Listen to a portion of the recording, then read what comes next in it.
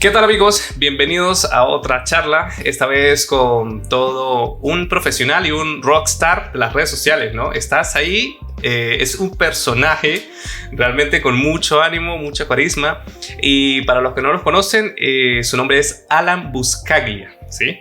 Ahí, bien, ahí le he dado al nombre, ¿no, Alan? Perfecto, divino. Oh, excelente, excelente. Alan, ¿cómo estás? ¿Cómo te encuentras? Bien. La verdad que tranquilo, ya me tomé mi cafecito, ya estamos, pero perfecto para esto. Eso está muy bien. Y sí, esto va a ser un poco aquí. Alan, como tiene una personalidad, sí, muy resaltante. Y para las personas que están en el grupo de Angular, que creo donde estás más ahí presente, sus en vivos y demás, les invito a que busquen un café o algo, o un vaso de agua, porque tal vez esto se extiende un poco más de lo normal. Entonces, Alan, ¿cómo te consiguen a ti en las redes sociales, en el ecosistema de internet? Vale, me pueden conseguir por mi Instagram, me van a encontrar fácilmente, Alan Buscaglia. Después también me pueden conseguir por Twitter, Alan-Buscaglia. Me pueden conseguir por Facebook, Alan Buscaglia. Y el único lugar donde es distinto me pueden conseguir como Gentleman Programming, que es el canal de YouTube. Igual todo esto va a estar en la descripción. Pero como esto también sale por otros canales de difusión en estilo podcast, pues ahí las personas le pueden echar la buscada. Alan, ¿cómo estás ahorita con este ambiente de la tecnología? ¿Cómo ves la tecnología? ¿Cómo estamos enfrentando este año? Trato de hackear Facebook todavía y no me sale. Ya estoy ahí un poco, ¿no? En lo de siempre. Ahí. ¿Cómo hackear una cuenta de Facebook? Exacto. Hoy ya arreglé 3 computadoras. No, bien. Ya, y las impresoras. No se pueden pasar las impresoras, que siempre se necesitan arreglar impresoras. Alan, ¿cómo es el recorrido? ¿Cómo es tu recorrido? O no, empecemos un poco. ¿Quién es Alan Buscaglia? Para las personas que no te conocen. Ok. Aparte del señor del bigote, prácticamente... El señor del bigote. A ver, es así, ¿no? El señor del bigote. El señor del bigote, sí. ¿Qué más aparte del señor del bigote? Tal cual. Prácticamente ya trabajo hace unos 8 añitos. Trabajo más que nada en la parte del frontend, ¿sí? Soy especializado en lo que es Angular, TypeScript, C6. Y bueno, estoy bastante involucrado también con el tema de lo que es mentoring, ¿sí? Y tutorías. Más o menos esto empezó cuando... Bueno, por ahí a vos te habrá pasado exactamente lo mismo, porque más o menos creo que tenemos los mismos años ahí dentro del rubro. ¿Y no te pasó que cuando vos entraste a trabajar había libros nada más? O sea, no hay esta cantidad de contenido que hay ahora. La verdad sí, y esta pregunta... Y esto no está en las preguntas, pero lo pensé hace como 15 días porque veo que tú tienes un libro en Amazon y dejaremos el link en la descripción. Por ahí lo compartí a una persona, no me acuerdo el nombre, pero usuario que me estás viendo, sabes que te pasé el link. Y la verdad, no sé si sea bueno o malo. Yo es que soy muy poco de libros, ¿sabes? Yo era más el tipo que se estrellaba con el código y que de repente está mal, porque tal vez en el libro en 3 líneas te explicaba eso. Pero yo era más a código, me estrellaba y bueno, ¿no? Finalmente uno aprende, uno crece y uno aprende, pero sí, lo que tú dices es verdad, era mucho libro. Y hoy en día me parece algo tan absurdo estudiar programación a base de libros. Es muy externo. A ver, yo también era igual que vos, exactamente igual que vos, y por eso se me hacía tan complicado el tema de encontrar contenido fácil, ¿sí? A la hora de aprender y demás. Entonces, cuando apenas pude aprender algo, lo primero que empezaba a hacer era compartirlo, tratar de enseñarlo. Claro. Y así fue como me fui metiendo con este tema de la enseñanza. Es más, bueno, la idea todo de mi canal es prácticamente contenido para ayudar hacia la comunidad. Sí, totalmente. Entonces estoy full dedicado a eso, digamos, a la parte de mentoring. Pero la verdad, contentísimo cómo va todo. Cómo son los chicos, porque la verdad que nuestra comunidad es muy bonita, la comunidad de las programaciones es muy bonita. Sí, y muy sana. Esto lo estaba hablando en el anterior episodio con Besael Dominico, que también comentaba esto, que es una comunidad muy sana. Obviamente con sus excepciones como cualquier comunidad de cualquier cosa. Y a ver, seguramente te pasó que en el momento en el que tú estudiaste en la universidad o en cualquier nivel, resaltabas por algo, ¿no? Y no es porque de repente uno es que esto es difícil decirlo sin de repente que suene muy como prepotente, así como, ¿no? Que muy grande.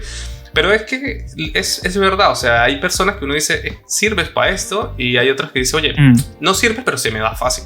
Entonces, claro, a mí me pasaba que es que a mí me gustaba, o sea, me gusta, y desde que entré a la universidad, yo veía y esto se me facilitaba mucho lo que veía en las clases de programación, sobre todo. Las demás, como todos, ¿no? Sufría. Sí. ¿A ti cómo te pasaba igual? ¿O? Yo ahí tengo una historia, porque prácticamente una de las cosas que a mí se me corresponde es que yo era también el que aprendía algo y lo enseñaba al resto. ¿Cuál era mi problema? Todo lo que yo enseñaba no lo aplicaba después, no porque venían los exámenes y éxitos. O sea, todos, por ejemplo, tengo un clásico ejemplo de uno de mis mejores amigos, a la cual enseño prácticamente la carrera entera, y cada vez que le iba a examen sacaba mejor nota que yo. A mí me pasó, profesor Galán, así su apellido, si ahí me estás viendo. Me acuerdo de un examen, justamente lo que dices, era un examen de programación, no me acuerdo los ejercicios realmente, pero eran ejercicios básicos, como de repente obtener el número de 3 números, cuál es el mayor y demás, un muy pseudocódigo. Y yo saqué como la menor nota. O sea, me pasó ahí en la raya. Y eso que ayuda a los demás. Y tenían más nota. No sé si fue una forma de decir, oye, dejan que aprenden. Dejan que aprendan también ellos. Y por eso te voy a quitar la nota. Pero estas cosas suceden. O sea, hay muchas personas que de repente como piensan que uno se envuelve de alguna manera en estos lenguajes de programación. Seguramente dicen, no, es que cuando pequeños eran unos genios y eran los que siempre sacaban 20. Y no, porque es que el Pensul no se basa solamente en programación, se basa también en muchas más materias que a mí me iba fatal o pasaba ahí en la raya simplemente para cumplir con el objetivo.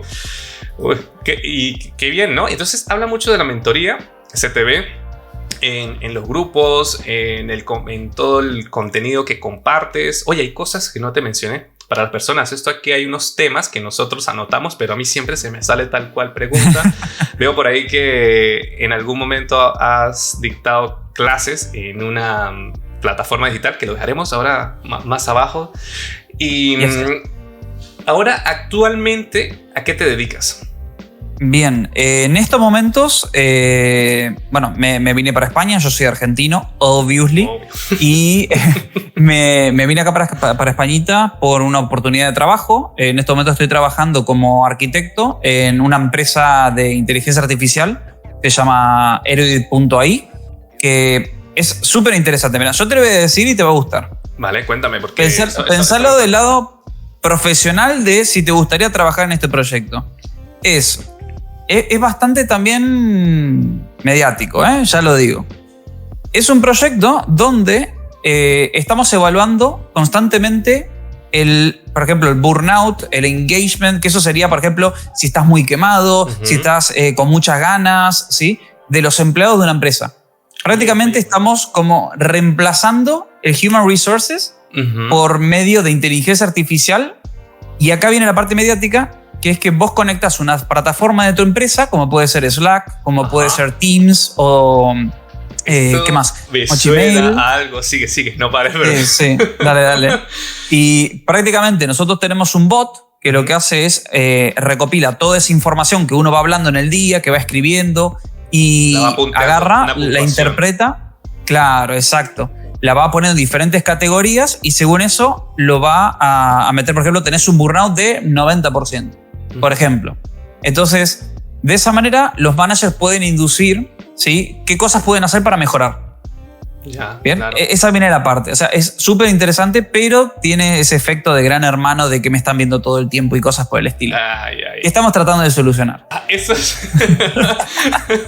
es muy interesante porque esto va a parecer mentira, pero yo llevo en España más de 3 años y esta idea que tú me estás comentando, un amigo que no tiene ni idea de informática, no tiene ni nada de conocimientos de programación, pero sí quería hacer eso, algo así. Él lo llamaba gamificación, la gamificación de los recursos humanos, ¿no? Que las personas darle una puntuación, hacerle de repente unas pequeñas preguntas, pero muy al estilo gaming, ¿sí? Que como ir sumando puntitos o ir sumando algo que después se puede canjear, pero para esto, para todo lo que es los recursos humanos, y poder de esta manera detectar cuando alguien se está quemando para adelantarse y darle de repente unos días libres, una ayuda, porque finalmente todo este tipo de cosas repercute en gastos a la empresa, e incluso tanto gastos monetarios a la empresa y gastos pues, psicológicos y físicos a la persona.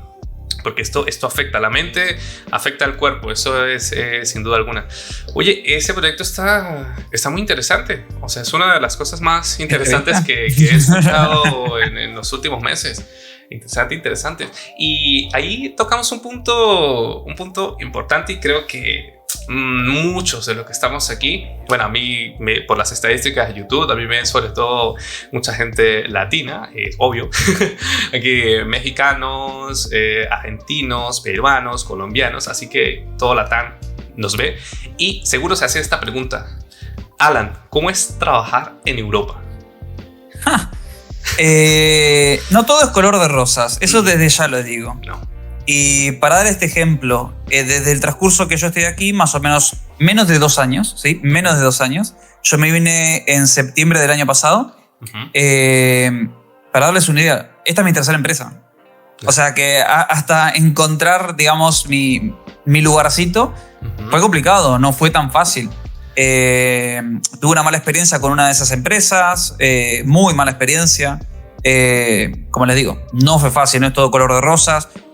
Europa también tiene sus complicaciones, sí.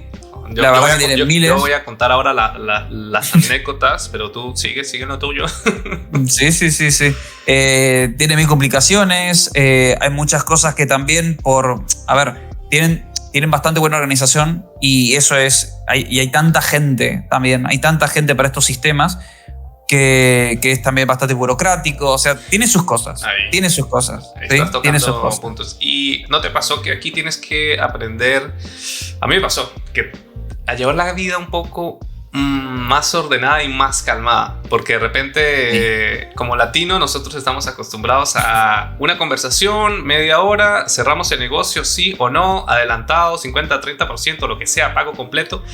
Aquí no, olvídate de eso. O sea, aquí aprende a reuniones, a tomar café, a tomar cañas, a tapear, 4 reuniones, 4 meses, 5 meses.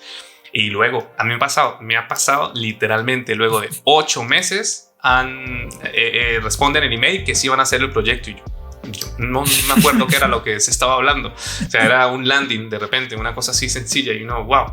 Y es así, y con todo se puede decir. O sea, nosotros porque lo vemos más desde el punto de vista de desarrollo de productos, de software, pero esto es con todo. Así que es ahí, creo que es donde los latinos nos podemos como o nos gusta, o nos adaptamos o no. Exacto. Y también conozco personas que no se adaptan finalmente, o sea que bueno, están porque sí, pero no se sienten de repente totalmente cómodos con esto. Y Alan, ¿qué consejos puedes dar a los latinos? ¿Cómo sería eso? O sea, alguien que nos está viendo y dice, oye, mira, a mí me encantaría vivir la experiencia, porque finalmente cada uno tiene que vivir su propia experiencia. ¿Qué consejos les das para iniciar? Para iniciar que quieren trabajar en Europa, ¿no? Vale, ok. Hay diferentes cosas. Si querés te lo digo de la postura del argentino que trata de venir, que somos millones. Es más, Barcelona está ocupada por argentinos prácticamente. No, yo tengo muchos amigos argentinos, así que cuéntalo desde ese punto de vista. Y yo, como conozco argentinos, sabemos que de repente de mi punto de vista, que soy venezolano y que también he vivido en Colombia, he vivido en México, conozco un poco toda la cultura latina, y es exactamente muy, muy parecida. Así que cuéntanos desde ese punto de vista. Dale. Desde nuestro punto de vista pasa lo siguiente. Hay 2 formas de venir para acá. 3 formas, pero la tercera sería como medio ilegal, pero no importa. Válida. Esa no. No, pero hay 3 formas. Primera forma, que es la clásica, ser descendiente o algo por el estilo, ¿sí? De español o de italiano o lo que fuese. Europeo. prácticamente, que el 80% de los argentinos somos todos italianos. Así que bueno, de ahí hay muchos argentinos que vienen por esa parte. Pero el trámite no es fácil, es un trámite larguísimo. Puedes estar 6 años hasta conseguir la ciudadanía europea. No es fácil, ¿sí? Yo por mi caso vine por las dos cosas que voy a decir ahora. Primero la de ciudadano y después la segunda por profesional altamente cualificado. Que no es fácil tampoco. No es fácil. No es fácil. Uno dice, tengo el título y ya está. Y depende mucho de la empresa, porque eso es otro punto de vista. Tal vez nos dirán, oye, pero ¿por qué tú no te vas? Eres altamente cualificado. Es que no depende de ti también. Es como 50-50. Depende de ti y el otro 50% depende de que la empresa cumpla con unos requisitos burocráticos. Bueno. Exacto. Y aparte, es igual arriesgarse, ¿eh? Porque, por ejemplo, en mi caso, yo me vine por una empresa, la empresa me trajo para acá, hice todo el proceso junto con ellos, pero yo justo estaba esperando mi título que estaba en trámite de la universidad, justo me había recibido de ingeniero y estaba esperando. Mi empresa no quería hacer un papel hasta que yo no tuviese el título. Ni un papel. Y lo esperé durante 3 meses en España. Durante esos 3 meses trabajaba para Argentina por un cuarto de lo que vive todo el mundo acá. Entonces se me estaban yendo los recursos, me había venido con bastante plata, se me había ido todo, porque los alquileres son muy caros. Carísimo. ¿Tú estás en pleno centro de Barcelona? O al menos más o menos, lo más cercano, el periferio del centro. Mira, yo le digo a mis amigos argentinos que vale 100 para nosotros, vale 100 euros una casa de 2 pisos en Argentina. No, aquí 100 dicen que es mucho, y acá es 100 euros literal. Una semana de comida. Una semana de comida o literal si lo cuentas, no sé en Barcelona, pero tengo entendido que igual que Madrid y Barcelona son una de las ciudades más caras básicamente de España. Sí. Y te lo puedes tirar en un fin de semana en comidas que no necesariamente de alta estándar, sino restaurantes de repente de 20 o 18 euros, 2 comidas, el postre, el café, el traslado y de repente cualquier tontería, 70 euros ya se te fueron en un día. Exacto. Y eso es todo un mes de vivienda en Argentina. O sea, que para que se den una idea, y acá es muy fácil encontrar pisos de 1.000 euros, o 900 euros, o 800 euros si tenés mucha suerte.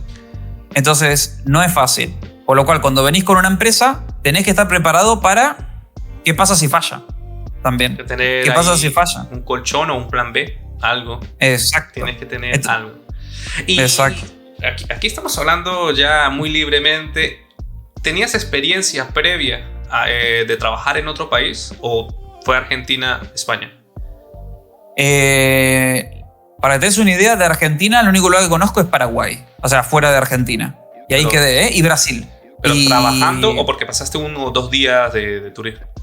De turismo. Pero así. Y trabajar, por así decirlo, fui a Colombia, que fui a dar clases, justamente. Pero nada más, y para dar una clasecita. Después, nada, de turista nomás. Así que era todo nuevo. Esto es un punto... Esto, no sé si a ti te pasa, pero según los comentarios de todas las personas aquí, Madrid y Barcelona, seguro, que tengo amigos también en Barcelona, es muy, muy cosmopolito. Uno de repente está en su país, que está muy rodeado de los suyos, ¿no? No está tan acostumbrado a ver gente extranjera. Y cuando llegas aquí, de repente ves que estás en un puesto trabajando con personas que normalmente uno los ve como en otro estatus, ¿no? Que de repente estás trabajando con un alemán, con un inglés, con un chino, y tú dices, wow, no, como que ahí está lo bueno y lo malo, ¿sí? Yo lo veo del lado bueno es porque tú dices, me estoy codeando con alguien de estos países, ¿no? Pero lo malo es que también dices, es que estoy compitiendo con toda esta gente. O sea, es gente muy, muy pro. Y esto no te lo dicen. Yo te lo digo que yo vi muchos videos antes de salir. Yo salí en el 2016 de Venezuela. No salí directamente para España. Como te digo, salí para México. Totalmente locura total. O sea, lo mío fue una locura. Yo salí de mi país con $300. Sí, netamente. No tenía más nada para México. O sea que esto no lo recomiendo a nadie. O sea, por favor no lo hagan. Porque cualquier cosa que saliera mal, no sé qué iba a pasar. O sea, cualquier cosa, no sé qué iba a pasar. Y experiencias que uno va aprendiendo, y ahí es donde Y otra cosa es que los latinos tenemos, y creo que los argentinos también entran ahí, que tenemos mucho apego a lo material. No sé, ¿sí? De repente en Venezuela pasa de que, y en Colombia también, que tengo amigos en Colombia, pasa de que se apegan a algo, ¿no? De repente, no, es que cómo me voy a ir si tengo una moto, ¿no? Y que uno, sí. Yo entiendo, porque sé que en los países de Latinoamérica es demasiado el esfuerzo que se necesita para poder lograr uno de esos objetivos, pero cuando uno hace ese cambio de switch, eso aquí no vale nada. O sea, es como que ahí entra un poco en juego en lo que uno dice. Tenía la mente. Yo personalmente, esto es comentario mío. Yo llegué un día y me parece que mi mente era una mente vacía. O sea, porque estaba haciendo ese. O sea, yo estaba cambiando ese pensamiento por una experiencia que a mí me abrió totalmente la mente y los caminos a nivel profesional. Así que las personas que estén pensando en emigrar hacia países europeos, o sea, cualquier otro país, tienen que tener la mente muy abierta y reducir mucho lo que podrían hacer estos apegos materiales, siempre buscando como el objetivo. Y no es nada fácil. Y wow, entonces es que nos extendimos aquí un montón en este punto, ¿no? Entonces, los consejos. Uno, buscar. Si tienes de alguna forma descendencia por algún lado europea, pues mira, te puedes jalar de ese hilo, abogados y demás, y ahí tengo entendido, no sé, si cada trámite es un proceso diferente, algo así, ¿no? Porque sí, y es un tema, por ejemplo en Argentina, y acá también, acá es impresionantemente difícil. Por ejemplo, y esto pasa en los dos lados, acá lo que tienes que hacer es levantarte todos los días a las 8 de la mañana, o creo que es lunes, miércoles y no sé qué otro día, 8 de la mañana, tratar de sacar un turno, ¿sí? Que para sacar el turno hay que llenar un formulario con todos tus datos, de eso le das siguiente, y justo en ese momento tienen que estar habilitados los turnos, aparece un calendario, tenés que seleccionar una fecha y darle siguiente. Nunca llegué a esa parte, y estuve 3 meses haciéndolo, para poder sacar un turno, cualquier turno, el que quieras. ¿Pero para lo de migración o algo? Para la ciudadanía, para el consulado, para migraciones, para la policía, para lo que quieras. Ya, las citas. Sí, es imposible. Y burocracia. Y la gente es muy cuadrada aquí. Eso es algo que ahora yo lo veo. Ahora lo empiezo a ver bien, ¿no? Pero cuando llegué, yo decía, la gente es muy cuadrada, ¿no? De repente dice, ¿es A o B? No, es A minúscula. No, A minúscula no lo sé. O sea, es A o B. Así de sencillo.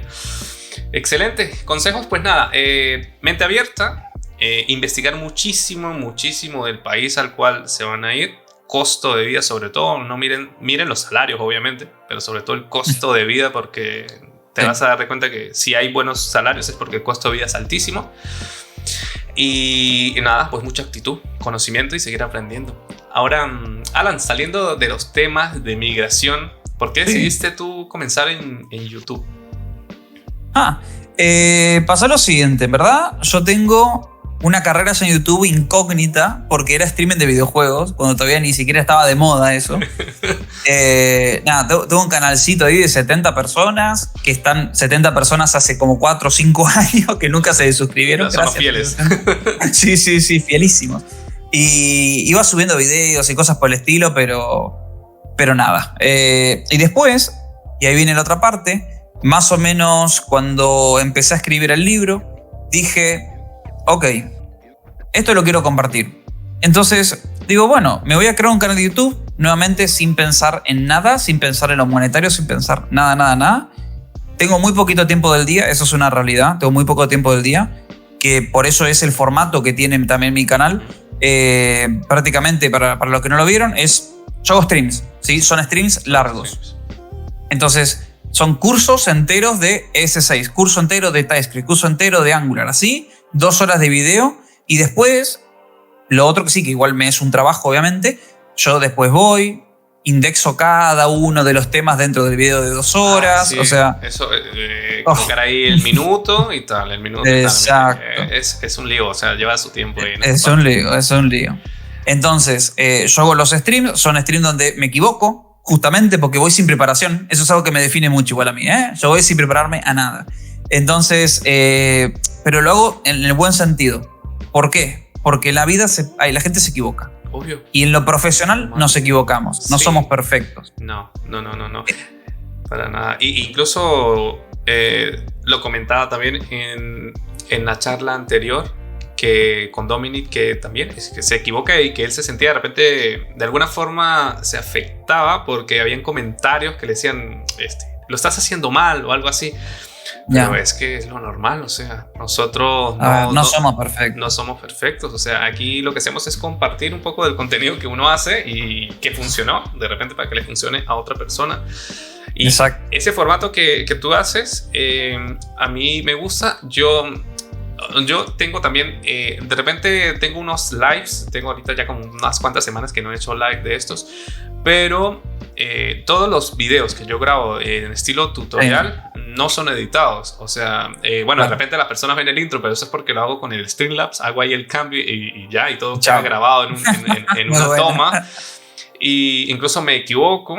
Y lo digo, o sea, es que mi formato es así un poco porque de repente hay veces que estos errores les pasan a las personas y pueden ser muy tontos, de repente punto y coma o colocar algo aquí, yo voy y lo hago. Ese formato a nivel de estudio, a nivel de educación, me gusta. Tal vez puede ser de repente para algunas personas pesados en el sentido que tal vez quieren ir directamente a lo que quieren ver, pero para esto le colocamos ahí las indexaciones abajo, ahí clic, clic, clic, exacto, y si no, te ves todo el video. Excelente, te voy a hacer una pregunta que no está y te la voy a hacer. ¿Cómo es esto? ¿Cómo se hace para alguien que dice quiero iniciar a escribir un libro? O sea, ¿por dónde empiezas? Bien, en mi caso la tuve fácil, porque toda la vida yo lo que sí hice fue crear posts en LinkedIn, artículos en Medium y cosas por el estilo. Entonces es como que el contenido ya lo tenía. Ya sabía que era lo que quería escribir. Y como a mí me gusta todo lo que es escritura, ¿sí? Porque yo antes escribía novelitas así chiquititas y cosas por el estilo, siempre me gustó, digamos, explayarme en el libro. Siempre, a la hora de escribir. Una de las cosas, por ejemplo, que es el único comentario negativo que tengo hasta ahora en los reviews de Amazon, es que dice, el libro se va mucho de la estructura de un libro. Parece como si fuese una charla. Y era la idea. O sea, es la idea. Es como lo que tú haces en el formato de live, pero un poquito más estructurado a un libro.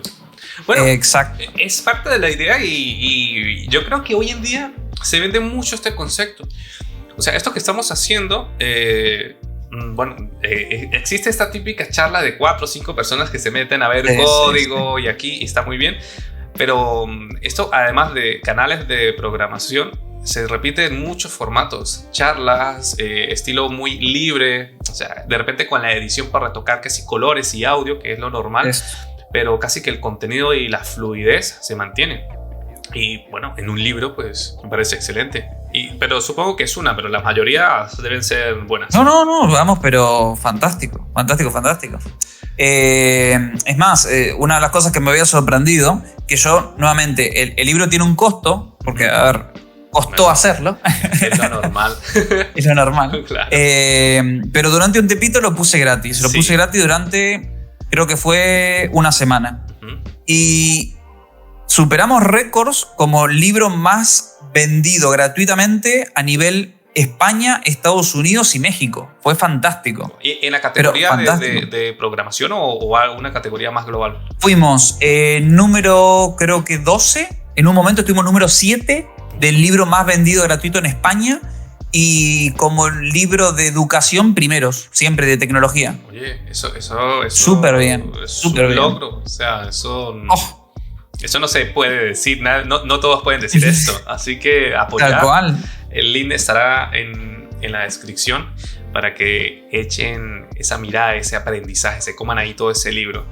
Ahora, una vez más, las redes de Alan Buscaglia, ¿cómo son tus redes? Bien, me pueden encontrar por Instagram, Twitter, LinkedIn. LinkedIn me había faltado antes. Facebook y lo que quieran, Alan Buscaglia. Y después en YouTube, Gentleman Programming. Perfecto, igual estará en la descripción. Ahora vamos a un tema que esto es siempre aquí polémico. React versus Angular. Ok. ¿Los dos se puede decir? Bueno. Y digo el porqué, si querés digo el porqué. Sí, esto es para aprender, esto es para, ¿sabes? Difundir todos nuestros comentarios, nuestras ideas. Bien, yo justo había escrito un post en cuanto a esto, que lo había comparado con Vue también. Porque Vue es como el tercero en discordia, ahí que va, viene, que casi, bueno, pero no. A mí hoy me dicen, oye, mira, ¿cuáles son frameworks o librerías? Y aquí me corriges, pero creo que React es una librería. Es librería. Y Angular es un framework. Plataforma. Bueno, una se plataforma. pasa. Es que aquí entran los puristas, sí, la gente sí, muy técnica. Bueno, ya React, Angular y Vue, los que yo siempre tengo como ahí. Exacto. Aunque yo personalmente creo que Vue una sola vez. O sea, yo he estado en React y en Angular. Pero continuemos entonces. No. Y hay un cuarto que se está asomando ahí por el cosito que es Svelte. Svelte. Exactamente. Que es como que cambia el paradigma de la programación orientado a componentes. Está bastante interesante. Fácil, no tiene Shadow DOM ni Brutal DOM. Es raro. Con eso te digo todo. Es raro. Es una nueva forma. Y prácticamente yo lo definí de esta manera. Si vos tenés un equipo, porque a ver, los tres lenguajes, ¿sí?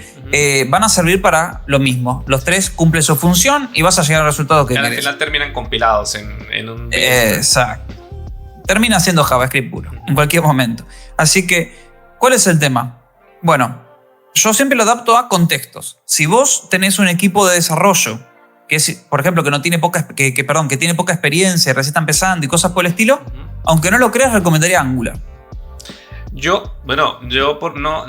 No porque sea como mi habilidad principal, pero lo recomendaría a nivel, ¿cómo te digo? Puede sonar feo o mal. Si de repente es un grupo de personas que dice, oye, yo quiero aprender bien, porque quiero aprender, digo, ve por Angular, la curva de aprendizaje en comparación a la demás sí es más fuerte, pero una vez que aprendas esto, ahora sí, puedes ir a los demás y tú eliges. Pero el Angular te da como unas bases sólidas, y esto lo hablé con Nicolás Molina, que también pasó por esta charla, y ahí te da como este camino, ¿no? Te da, mira, las cosas se hacen así, aquí se trabaja de esta manera, tenemos modelos, tenemos WAR, tenemos vistas, todo esto. Y en React lo que sucede es que es más ligero en el sentido de que no es que sea ligero finalmente, porque tú necesitas instalarle todas las demás cosas para que pueda llegar a funcionar, ¿no? El router y demás, etcétera. Exacto. Y tú las acomodas. Entonces, para una persona que de repente esté iniciando y no tiene como esta visión, pues hará lo que él quiera. Y el detalle es que después llega otra persona, hará lo que esta persona quiera, y después llega otra persona y dice, esto es una locura. Exacto. Entonces sigue. ¿Recomiendas Angular para las personas que están iniciando? Sí, porque en mi caso, ¿sabes por qué lo pienso? Porque existe la Angular Way. O sea, como es un lenguaje que es opinado, que quiere decir que tiene toda una comunidad atrás que es la que dicta el lenguaje, prácticamente, porque Google, una de las cosas que tiene es que como que va marcando tendencias. Por ejemplo, Angular no era un framework de componentes. Angular 1 no era un framework de componentes. Era un clásico MVC con controlador. ¿Te acuerdas que ahí había que escribir scope? Scope y el root scope, que yo creo que se usaba de la peor manera. Porque cuando yo descubrí root scope y cuando empecé fue root scope para todo y después todo era una locura. Variables por todos lados. Sí, se iba a cualquier lado. Y no sé si te acordás que en Angular 1 nosotros utilizamos las directivas como componentes al principio. Las directivas eran componentes que tú le colocabas el nombre del selector. Exacto. Y de ahí le ponías si era doble binding, single binding, cosas por el estilo. Tenías que hacer esas magias. Y después vino Google y le dijo, esto es un componente, y creó el componente como lo conocemos hoy. Y después pasó a Angular 2, ya porque no daba más el lenguaje para soportar esto y había que competir a React, que venía con todo. Esa es la realidad. Pero para, como vos decís, justamente, yo siempre recomiendo, ¿querés aprender de en serio? Andate a Angular, que tiene el Angular Way. Ante 1000 problemas hay 1000 soluciones. Generalmente hay una sola solución correcta para hacer las cosas. Y que tiene una comunidad entera que te va a decir, esta es la solución. Y finalmente tampoco es que permite hacer muchas cosas malas. O sea, sí puedes hacer ciertas cosas malas, pero es que no permites a cierto nivel así de cosa que se escape de control. Eso. Siempre vas a estar ahí como que, oye, mira, hiciste esto mal. Entras en este componente o en este servicio y lo arreglas y ya. Pero es que en los otros se puede extender la cosa mucho. Tal cual, tal cual. React siempre lo recomiendo si tenés al menos un senior en el equipo. Sí, que tengas porque es lo que decías. Exacto, es lo que vos decías. Como es tan flexible, ante 1000 problemas hay 1.000.000 de soluciones. El problema es cuál solución agarrar. Sí, y que ahí está el problema. Muchas pueden ser buenas, pero es que todo depende de lo que tú necesites.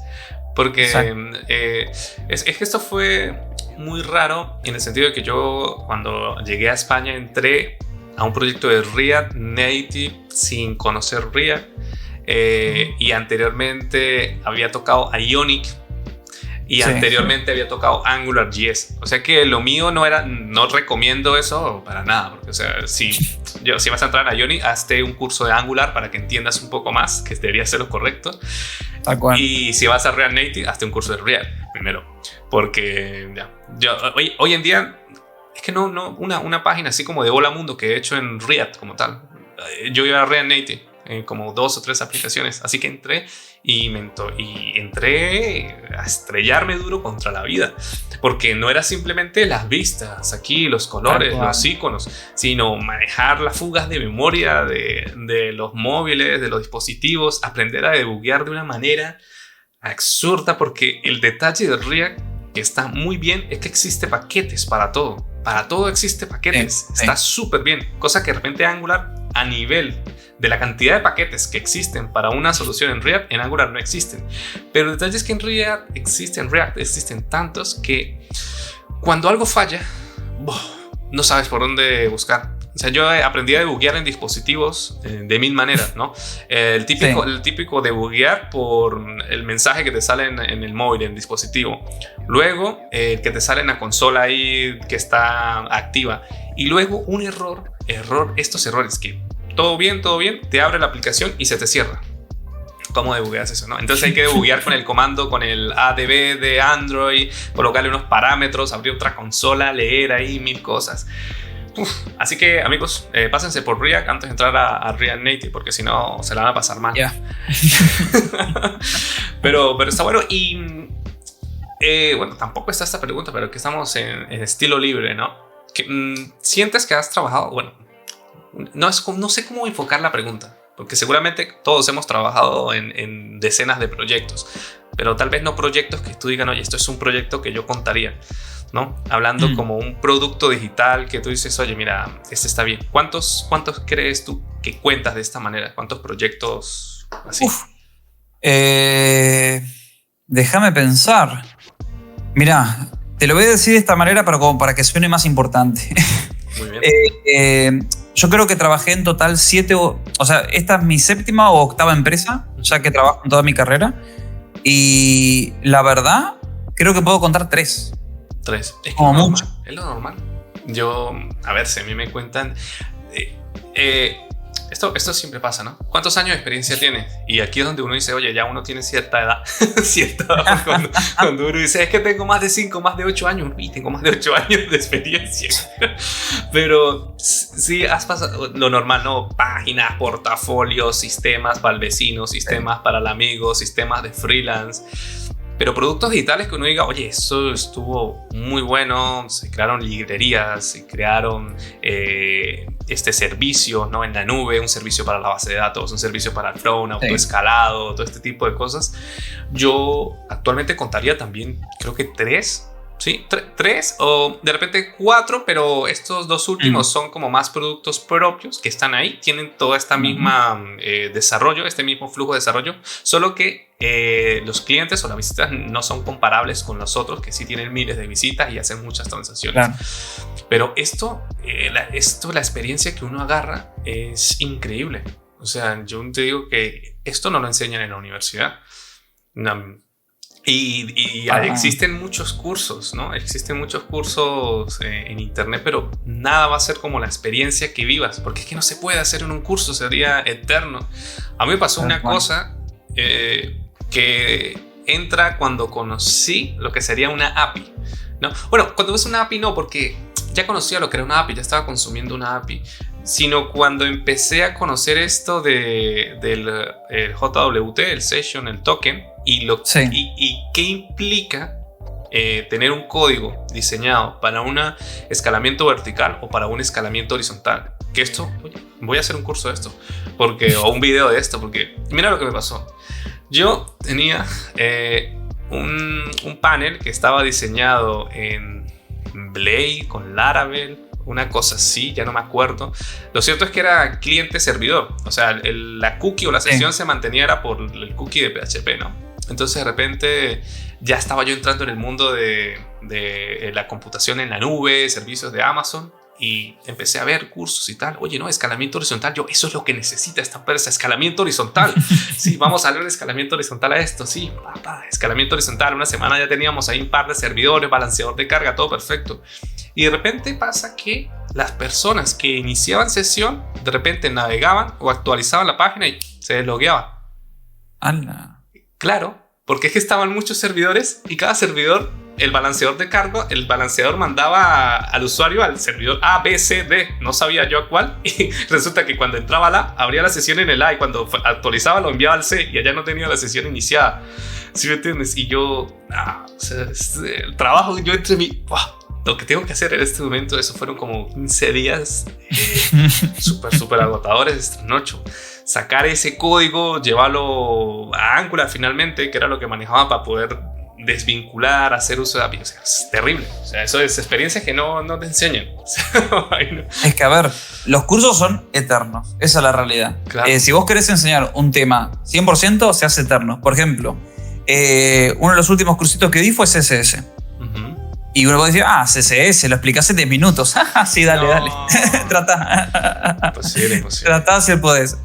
Creo que duró 2 horas y media y no vimos ni el 60%. Es que CSS es enorme. O sea, hay unas cosas increíbles. Yo actualmente aún me cuesta y tengo que ir cada rato a la documentación cuando empiezo a display grid template, grid row, hacer estas cosas. Yo aún no las domino bien. O sea, hoy las veo.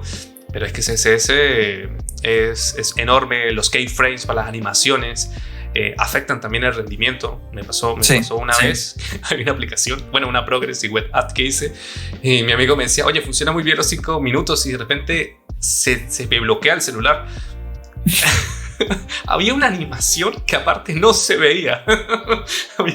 había un pulse ahí, una cosita pulsante que estaba debajo de otro div y era eterno. Esto era eterno y yo no sé qué pasaba. Lo cierto es que colapsaba el celular. O sea, hay que aprender también todas estas cosas. Y Alan, ¿back o front? Dime. En mi caso, front, 100%. Pero acá entro en algo ultra mediático. No creo en el full stack yo. ¿No? Uy. Pareciera que tenías que haber estado en otra charla, ¿no? Porque estás tocando todos los temas y eso que esa charla no está en vivo, ¿no? Full stack. Cuéntame sobre el full stack. Ok. Yo no creo que una persona pueda hacer full stack porque no alcanzaría el tiempo de su vida. Ese es el tema. O sea que tú eres una persona muy técnica, muy purista y a lo que es full stack de verdad, no aquí de mentira. Exacto. A ver, yo algo de backend C, he tocado Laravel, he hecho una que otra cosita, he levantado APIs, todo lo que tú quieras, pero no me considero backend. Soy una persona que ha tocado algo de backend en su carrera. Ahora, en la parte de front, también soy programador de Angular también. Ni siquiera diría de React. De React C lo puedo programar y lo puedo utilizar, pero tampoco soy programador. ¿Tú a día a día, sí, o de repente cuántos días a la semana o al mes ves más Angular o React? Angular 100%, claro, pero por mi trabajo. Sí. Más que nada, claro. Y eso es dato también importante para las personas que están comenzando. Va muy vinculado con lo que hemos visto en todas estas charlas. Angular es más elegido a nivel enterprise. Sí. ¿Por qué? Por robustez, más que nada, y por la impresionante estructura que tiene.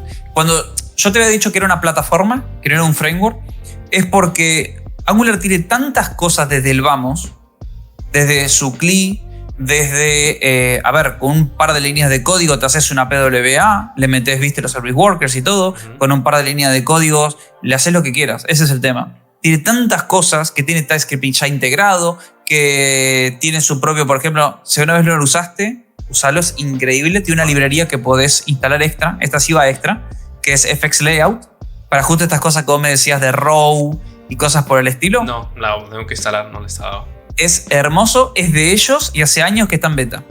Pero la vengo usando hace 4 años, fácil, o 3 años, y anda perfecto. Es prácticamente Flexbox, pero utilizando directivas en Angular. Vale. Es fantástico, es muy ¿Cómo bueno se llama? y fácil. FX Layout. Ok, FX Layout, perfecto. O sea que Muy bueno. Angular finalmente termina siendo la opción preferida a nivel enterprise. Y estamos hablando de enterprise, grandes empresas, de repente bancos, todas estas plataformas. Hay muy pocas financieras con React, ¿no? Sí, porque ahora que tú lo dices, el nivel de mentoría, claro, yo lo que hago también es esto. Y me acuerdo que he ayudado a una persona, es que se me van los nombres, pero he ayudado a una persona que está haciendo pasantías en un banco de México y usan Angular finalmente. Por todo eso que tú dices, la robustez y la comunidad como tan centrada en un tema para buscar la mejor forma. Exacto. Es que vos ponete en el lugar de una empresa que mueve mucho dinero, Claro. ¿sí? Si yo te digo que tenés una solución, ¿sí? Vos tenés un problema que es un proyecto, porque a nivel cliente hay que pensarlo así. Hacer un proyecto es un problema. Y vos le plantás diferentes soluciones. Uno es React, Angular o Vue. Si yo te digo, te lo hago con Vue, por ejemplo, lo primero que te van a decir, van a hablar con la parte técnica de su lado y le van a decir, no. No, porque Vue no, porque es muy jovencito, que por ahí no sé qué cosa. Un problema de Vue es, hay veces que ni hay librerías para solucionar un problema. digamos que la comunidad no está tan activa como de repente las otras. Exacto. Después, le dicen React. Sí, React es el framework de momento. Bueno, fantástico, pero tengo un problema. ¿Cómo se soluciona en React? No, hay muchas formas de hacerlo. Y pasa. ¿Y si la que va no va? Pierdo dinero. Confunde. O sea, a mí aquí nos estamos extendiendo, pero confunde porque ya comenté hace 3 años que entré en esta aplicación de React Native, creo que era React Native 0.51, algo así. Ahora creo que está por el 0.7 o me equivoco, no lo sé.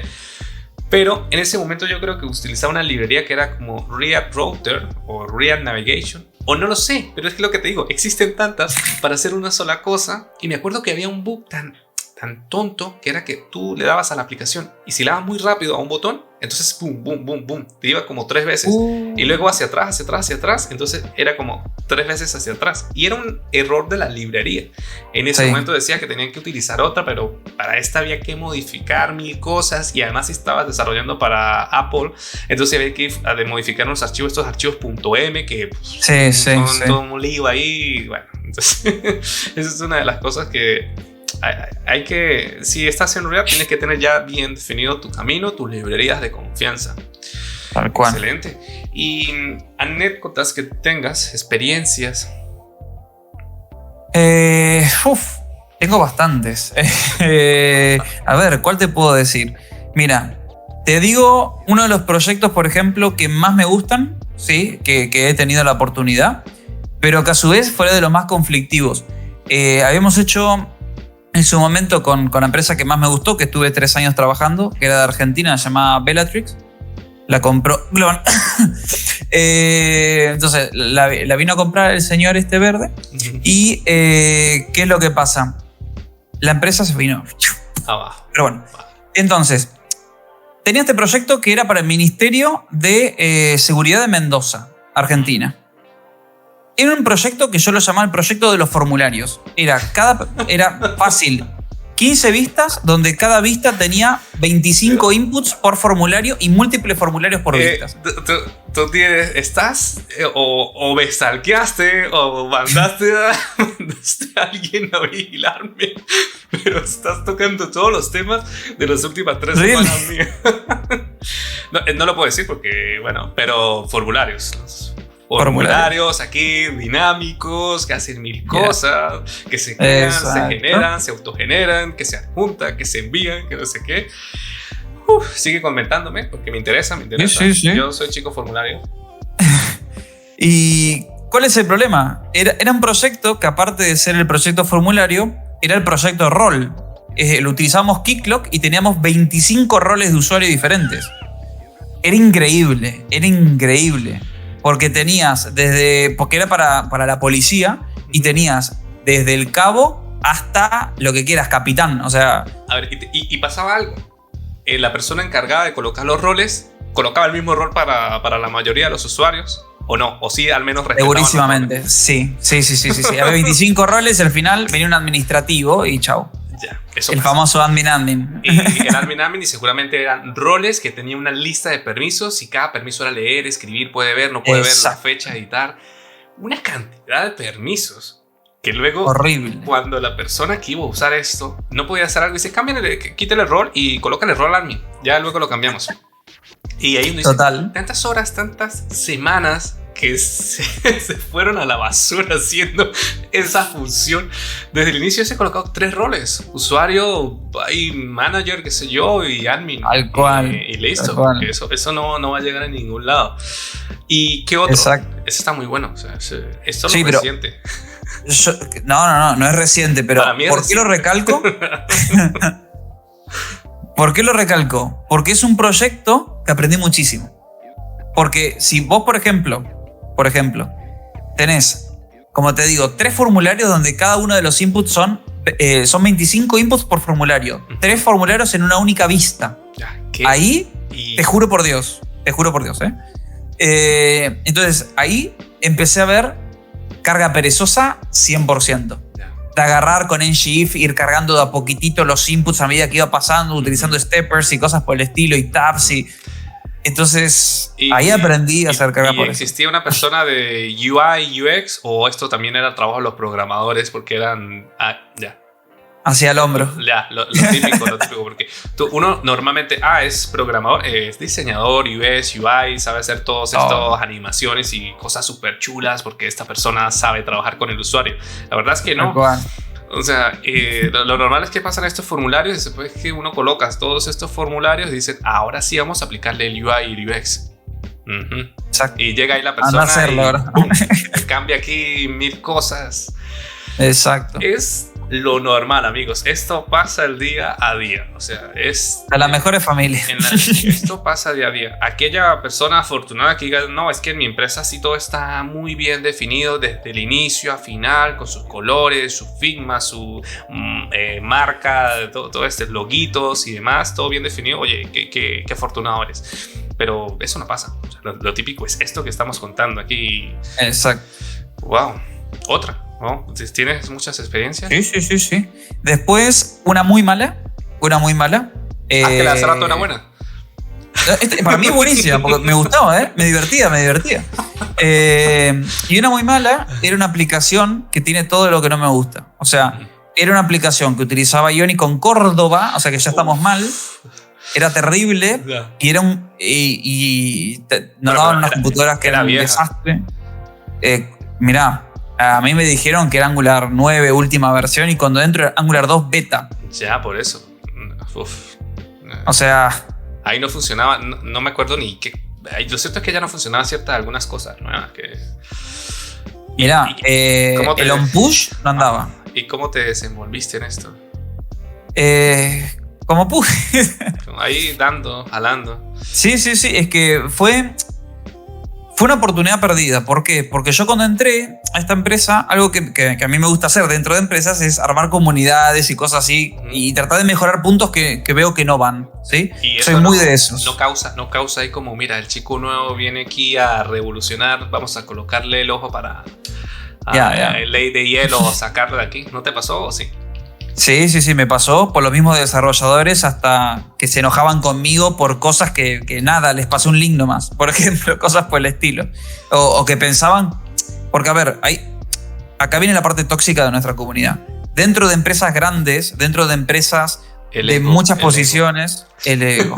Exactamente. La competitividad, el ser superior. Por ejemplo, en este caso era el chico nuevo que viene a cambiar todo y yo estoy acá hace años y nadie me da bola. Entonces, no es así. Con razón, no es así. Llegaste a revolucionar, a dejar ahí muy mal a los otros. Y el ego es parte de los programadores, solo que hay que enfocarlo. Yo creo que es muy raro un programador que no tenga ego, porque finalmente metafóricamente le estás dando vida a algo, ¿no? Y eso te llena un poco de ego. Pero llega un punto en el que, mira, a mí hoy en día a mí me dicen, oye, lo hiciste mal. Yo le digo, lo hice mal, pero lo hice yo, ¿no? Esa es mi manera. Eso. Sí, Eso. o sea, que se puede mejorar, todo se puede mejorar. Todo, absolutamente todo en esta vida se puede mejorar. Entonces ya llega un punto en el que uno dice, hay que dejar un poco el ego, ¿no? O sea, como, mira, lo tengo porque sí, porque ya es parte de uno. Uno lleva ya los años y con ese ego, pero no me afectaría. O sea, ya me entiendo, oye, lo hiciste mal. Y no me ha pasado, pero estoy súper seguro de que cualquier trabajo que uno deje y llega a otro programador, así que es una basura.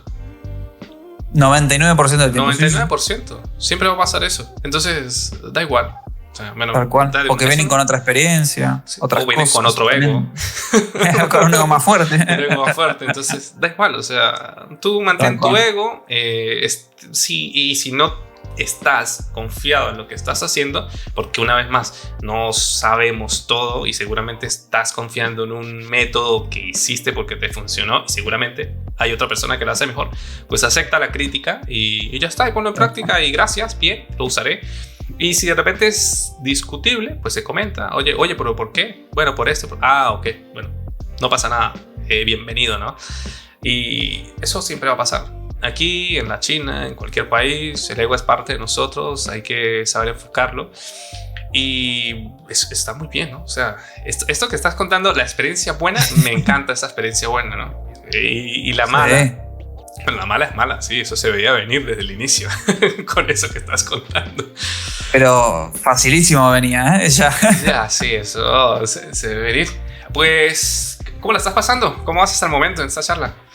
Pero perfecto, contentísimo. ¿No? Te van a ir a tomar una cervecita con vos y todo, mira. Ya. Nos vamos de tapa. Muy bien. Pues ya estamos aquí en nuestra zona free. ¿Qué más cosas de repente quisieras contar, quisieras difundir? Más que nada, ¿sabes qué? Dar una frase, que es la clásica, ¿sí? Para estas cosas, porque si no, no vendría por la parte de mentoring mía. Claro. Algo que siempre le digo a los chicos de mi comunidad y tal es, piensen que no saben nada. Siempre. Nunca saben nada ustedes. No saben nada. Toman en la cabeza como que ustedes no saben nada. Por ejemplo, como decía Sócrates, yo solo sé que no sé nada, es exactamente tal cual. Exacto. Es así. Porque si uno piensa que sabe todo, ¿sabe lo que va a pasar? Se cierran. ¿Sí? Se van a cerrar a conceptos, a experiencias nuevas, a cosas nuevas. Sí, porque esto es algo para cree que la vida. Cree que ya lo sabe todo, ¿no? Como se dice. Exacto. Y una vez escuché a un señor español, o sea, pasé así cerca de un bar y hay una frase que hoy la repito en broma, el señor decía, yo de lo que no sé no hablo. Me gusta. Estaba muy Me bueno. gusta. O sea, yo de lo que no sé no hablo. Pues es perfecto, o sea, si no sabe, bueno, mejor no hablar, ¿no? Porque de repente no va a ser muy tomado en cuenta tu comentario. Y hay temas en los que, vamos a decir, retomamos un poquito esta parte de que profesor en academia de Plaxi, ¿sí? ¿Qué tal? ¿Bien? Sí, ¿Se sí. puede hablar de este tema? Sí. Bueno, pues hablemos de este tema. No ¿Qué tal es problema, esta no experiencia? ¿Cómo fue? ¿Cómo contactaron? ¿Tú contactaste? ¿Ellos te contactaron? Fue así. Prácticamente Platzi estaba trabajando con hacer algo con mi anterior empresa, que se llamaba Bellatrix. Y por eso es el curso by Bellatrix al final. Ah, son estos cursos que son como patrocinados. Claro. O sea, Entonces, patrocinado por una empresa como tal. Sí, exacto. Entonces, querían hacer algún nexo. Y como yo en mi empresa era el que daba cursos, el que tenía la comunidad. El chico que llegaba a revolucionar y a causar odio entre los demás. Exacto. Me dijeron andá y revolucionar por allá. Yeah. Entonces fui a Colombia, la pasé excelente, me trataron súper bien, me llevaban a comer todos los días. Me dijeron, ojalá sea cierto, no, que no se lo digan a todos los que van, pero me dijeron que fue el curso que grabaron más rápido también, porque me dieron una semana para hacer el curso. Y yo creo que lo hice en 3 días, una cosita así. Muy bien. Y es una experiencia muy linda. Estás con reflectores, con cámaras profesionales, con esto, con el otro. Curso de TypeScript. Exactamente, un cursito de TypeScript. Y la verdad la pasé fantástico. Pero fantástico. Y de una charla de paso ahí, que salió así medio de incógnito, improvisadísima también, porque ni estaba pensando, ni ellos ni yo, que iba a dar una charla ahí. y surgió la oportunidad, me dijeron, tenés días de sobra, ¿qué quieres hacer? Y te doy una charla. Si revolucionar. El chico no revolucionando. Armando comunidad. No para. Olvídate. No. Oye, excelente. Alan Buscaglia, sí, lo consiguen por sus redes sociales. ¿Y el canal de YouTube, me lo recuerdas? Sí, Gentleman Programming. Muy bien, ahí vamos a tenerlo en la descripción. Y 1 horita, es uno de los más largos que he grabado. Esto se veía venir, o sea, te dije que a las personas, este tío es un rockstar. Aquí en el grupo de Facebook de Angular español, ahí lo consiguen, siempre activo. El chico del bigote, también conocido. Así que, amigos, espero que esta charla sea de su agrado, sobre todo que aprendan bastante de todas estas experiencias, que finalmente este formato que yo estoy haciendo es porque lo disfruto, y siempre lo repito en todas las charlas, lo disfruto. O sea, me encanta, y yo sobre todo aprendo mucho de los consejos de otros desarrolladores de software y personas que están en el medio. Para las personas que nos están escuchando por Spotify, mi canal de YouTube es Leifer Méndez, y el canal de Alan es Gentleman Programming. Muy bien. Amigos, hasta la próxima. Alan, ¿alguna frase? ¿Algo que decir? Sean esponjas de conocimiento, acuérdense, no saben nada, siempre aprenden algo nuevo, y la vida es un challenge. Hay que irle para adelante. Si le va mal, algo positivo van a sacar, siempre. Muy bien. Y de lo que no sepan, no hablen. Entonces, ahí. Así que hasta la próxima, amigos. Nos vemos. Si te gusta este tipo de contenido, házmelo saber dando like y suscribiéndote a este canal. Recuerda que vamos a estar invitando a otros creadores de contenido para compartir experiencia con ellos. Así que hasta la próxima.